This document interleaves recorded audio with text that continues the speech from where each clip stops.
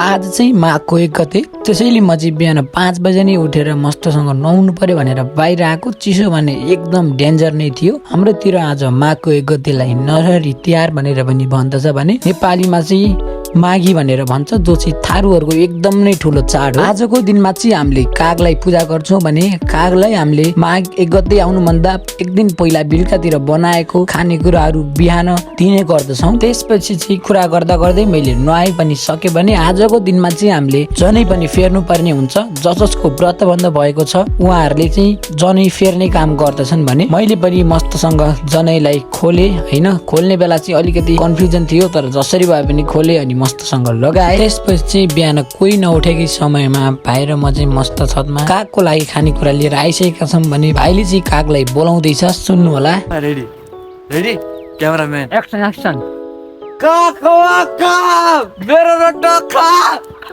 Serious त सिरियसै भएर भने हो भाइले अलि यहाँ एक्सन गरेर चाहिँ म हाँसेँ, त्यसको लागि चाहिँ सरी भन्न चाहेँ। अनि त्यसरी नै बोलाएर चाहिँ हामीले कागको लागि खाना पनि राखिदिइहाल्यौँ भने हाम्रो यसरी नै बित्यो काग तिहार। भन्नु कमेन्टमा भन्नु होला तपाईँहरूको कसरी बित्यो त काग तिहार। ल धन्यवाद। अनि लास्टमा माघेको पनि तपाईँहरूलाई एकदम धेरै शुभकामना छ।